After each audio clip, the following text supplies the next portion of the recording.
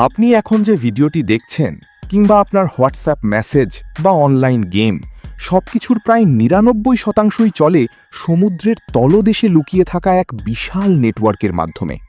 একে বলা হয় সাবমেরিন কেবল। কিন্তু এই কেবলগুলো কিভাবে কাজ করে? হাঙরের কামড় থেকে শুরু করে ভূমিকম্প, এত বিপদের মাঝেও এগুলো কিভাবে টিকে থাকে? চলুন আজ সমুদ্রের গভীরে ডুব দিয়ে জেনে নিই ইন্টারনেটের এই অজানা যাত্রার গল্প। বর্তমানে সারা বিশ্বের সমুদ্রের তলদেশে প্রায় ৫ শতাধিক অ্যাক্টিভ ইন্টারনেট কেবল রয়েছে।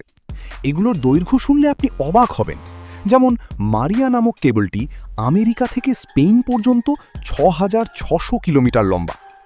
বর্তমানে সারা বিশ্বের সমুদ্রের তলদেশে প্রায় ৫ শতাধিক অ্যাক্টিভ ইন্টারনেট কেবল রয়েছে। এগুলোর দৈর্ঘ্য শুনলে আপনি অবাক হবেন। যেমন মারিয়া নামক কেবলটি আমেরিকা থেকে স্পেন পর্যন্ত ৬,৬০০ কিলোমিটার লম্বা। এই কেবলগুলোর নেটওয়ার্ক পুরো পৃথিবীকে মাকড়সার জালের মতো পেঁচিয়ে রেখেছে। প্রতিটি কেবল বসাতে খরচ হয় প্রায় ৩০০ থেকে ৪০০ মিলিয়ন ডলার। অথচ মজার ব্যাপার হলো এই কেবলগুলো দেখতে মাত্র আপনার বাগানের পানির পাইপের মতো সরু। এত সরু তারের ভেতর দিয়ে কিভাবে এত বিশাল পরিমাণ ডেটা চলে?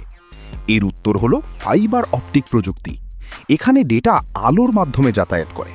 ডেন্স ওয়েভলেংথ ডিভিশন মাল্টিপ্লেক্সিং নামক এক বিশেষ কৌশলে অনেকগুলো আলোর তরঙ্গকে একসাথে পাঠিয়ে সেকেন্ডে ৪০০ জিবি পর্যন্ত ডেটা ট্রান্সমিট করা সম্ভব। আর প্রতি ৭০-১০০ কিলোমিটার পর থাকে রিপিটার, যা দুর্বল হয়ে যাওয়া সিগন্যালকে আবার শক্তিশালী করে দেয়। এই বিশাল কেবলগুলো বসানো হয় বিশেষ এক ধরনের জাহাজের মাধ্যমে। বছরের পর বছর পরিকল্পনা করে এমন পথ বেছে নেওয়া হয় যেখানে আগ্নেয়গিরি বা ভূমিকম্পের ঝুঁকি কম। তবুও বিপদ আছেই। ২০১১ সালের জাপানের ভূমিকম্প বা ২০১২ সালের হারিকেন স্যান্ডি এই কেবলগুলোর ব্যাপক ক্ষতি করেছিল। এছাড়া মাছ ধরার ট্রলারের জাল, হাঙরের কামড় কিংবা বিদেশি গোয়েন্দা সংস্থার নজরদারি সবকিছুই বড় চ্যালেঞ্জ।